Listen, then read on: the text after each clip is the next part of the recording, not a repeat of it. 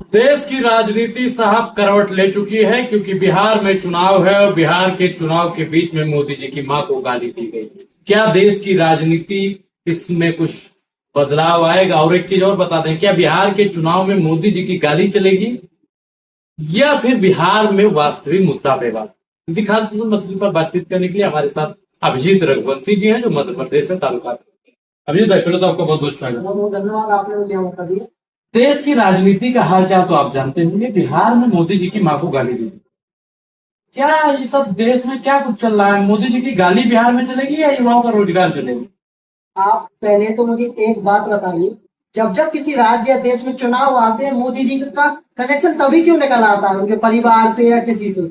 आप जब चुनाव नहीं होते तब तब तो कोई मुद्दा नहीं आता। आप बताइए, बिहार में सबसे बड़ा मुद्दा आज चल रहा है SIR का, और उससे भी बड़ा मुद्दा जो लगातार 20 वर्षों से बिहार में है, बेरोजगारी का। वहां का जो युवा है, जैसे दिल्ली, मुंबई, बेंगलोर क्यों भाग रहा है? भाई उसके घर में नौकरी नहीं है, तभी तो दूसरी जगह जॉब करने जा रहा है। जब अपन उसको घर में जब जॉब देंगे तो क्यों उस सामने वाले को पलायन करना पड़ेगा? लेकिन मोदी जी तो लगातार कह रहे हैं कि हमने रोजगार दिया है युवाओं को। मोदी जी लगातार रोजगार देते तो आज मोदी जी की हालत थोड़ी होती। 240 में मोदी जी थोड़ी आते। 56 इंच का छाती है महाराज। 56 इंच से पैसे थोड़ी मिलते हैं भाई। किसी की घर में रोटी तो रोजगार मिलेगा तब जाएगी ना। 56 इंच के सीने से थोड़ी घर में रोटी जाएगी। चीन और पाकिस्तान तो मोदी जी से कांप रहा है। चीन और पाकिस्तान के कांपने से क्या किसी के घर में रोटी खिल जाएगी क्या? बिहार का मुद्दा क्या होने वाला है? तो बिहार में आप भी बातचीत करते होंगे लोगों से, तो क्या मुद्दा? बिहार का सबसे बड़ा मुद्दा जो बिहार में है और देश में है, बेरोजगारी। आप देखिए, लगातार मोदी जी 10 साल, मोदी जी को 11 साल हो गए। मोदी जी जब प्रधानमंत्री बन रहे थे तब मोदी जी ने क्या कहा था? मैं हर वर्ष 2 करोड़ रोजगार दूंगा। भाई आप 2 करोड़ साहब रोजगार नहीं दे सकते। आप 20 लाख तो दीजिए साल का। आपने, मुझे नहीं लगता आपने 11 साल में भी 20 लाख रोजगार दिया होगा। आप बात हर साल 18 करोड़ रोजगार दे दिया गया। 18 करोड़ दिया होता तो आज पिछले 70 सालों में सबसे ज्यादा बेरोजगारी थोड़ी होती देश में। लेकिन मोदी जी जब से आए हैं तब से किसान खुशहाल है। मध्य प्रदेश में भी डबल इंजन की सरकार है, बिहार में भी डबल इंजन की सरकार है। मध्य प्रदेश से आप क्यों इतना परेशान है? क्यों भाजपा का विरोध करते? मैं भी एक किसान का बेटा हूँ।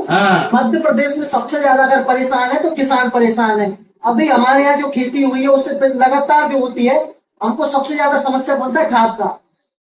किसान को रात को 2-2 बजे से किसान लाइन में लगता है, तब जाके उसको टोकन मिलता है, फिर भी खाद नहीं मिलता।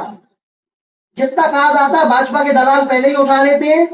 जो ईमानदार किसान जो है, 1 एकड़ 2 एकड़ 3 एकड़ का जो छोटा किसान है, वो सब में ज्यादा इससे परेशान होता है।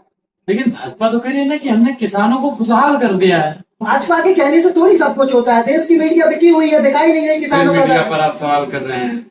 मीडिया ही तो है आपको दिखा रही है। मीडिया ही है किसानों के। मीडिया ही तो है जो मोदी जी की मां की गाली को दिखा रही है, ना कि बेरोजगारी को दिखा रही है, ना युवाओं का दर्द दिखा रही है, ना किसानों की पीड़ा दिखा रही है, ना उस माँ का दर्द दिखा रही है जिसका बेटा घर में बेरोजगार बैठा है। युवाओं को रोजगार की बात मोदी जी भी करते हैं। बिहार में भी कहा कि पलायन रोक देंगे। मध्य प्रदेश में यादव जी दे तो रहे हैं रोजगार। मध्य प्रदेश में यादव जी भी दे रहे हैं, वो शिवराज सिंह जी ने भी दिया। सबको दिख रहा है मध्य प्रदेश कितना प्रगति कर रहा है। सबको दिख रहा है मध्य प्रदेश की आज क्या हाल है। मध्य प्रदेश बेरोजगारी में कहा है। मध्य प्रदेश में आप बताइए क्या दे दिया यादव जी ने मध्य प्रदेश को? सब कुछ चंगा कर दिया। जब से मोहन यादव जी आए हैं तब से आपका मध्य प्रदेश मजबूत हाथों में आया है। मोहन यादव जी जब से आए, जब से मध्य प्रदेश और बंटाधार जो मामा ने बची कुछ कसर बची थी उसको मोहन यादव ने पूरा कर दिया। कैसे, थोड़ा बताइए, एक्सप्लेन कीजिए। मोहन यादव जी ने आए थे, सबसे पहले इनका चेहरा शिवराज सिंह थे। जब इनकी पैराशूट लैंडिंग करा के इनको CM बनाया गया। जो इसके बाद हम किसान परिवार से जैसे मैं आता हूँ, तो जो हमारा सबसे पहले दर्द हम फसल बोलते हैं तो खाद, युवाओं का जो दर्द है बेरोजगारी। मैं भी एक युवा हूँ, मैंने भी 3 साल लगातार मध्य प्रदेश PSC की तैयारी की। लेकिन कभी आप 200 भर्ती निकाल रहे हो, 200 भर्ती के लिए 5 लाख फॉर्म डल रहा है, 2 लाख फॉर्म डल रहा है। आप बताइए युवाओं पे क्या, युवाओं पे बीतती होगी? काबिलियत नहीं होगी तो नहीं हुआ आपका। मेरे अंदर काबिलियत, तो लो ना। मेरे अंदर काबिलियत नहीं हो, जो मेरे अन्य भाई उनका तो हो। आप 7-7 साल से भर्ती लंबे हमारे यहाँ SI परीक्षा जो होगी, आखिरी बार हुई थी 2017 में परीक्षा हुई थी। 8 साल से यहाँ परीक्षा नहीं हुई। लेकिन पकौड़ा तलना भी तो रोजगार है।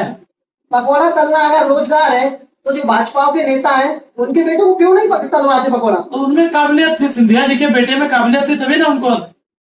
सिंधिया जी के बेटे में काबिलियत थी, जो मध्य प्रदेश क्रिकेट संघ के अध्यक्ष बने। अमित शाह जी की में काबिलियत थी, वो बीसीआई के अध्यक्ष बन गए, आज वो आईसीसीआई के अध्यक्ष है।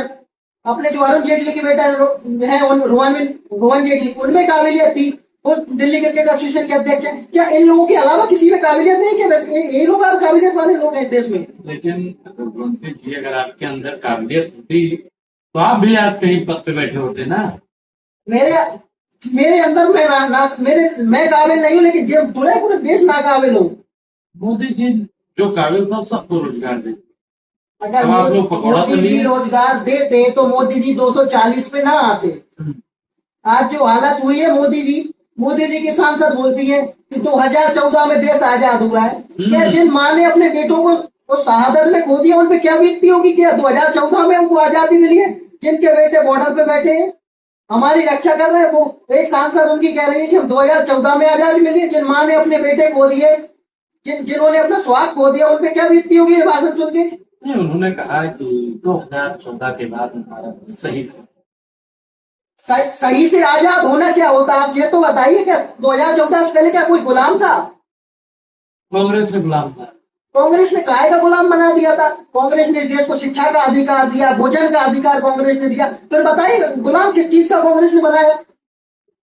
अच्छा, मध्य प्रदेश की बात करें। मध्य प्रदेश की युवा और किसान और महिला, विपक्ष ऐसा आरोप लगाता रहता है कि सपा है, लेकिन सरकार तो आगे कहती है सब कुछ चंगा है। क्या महिलाओं का भी फोटो लगता है?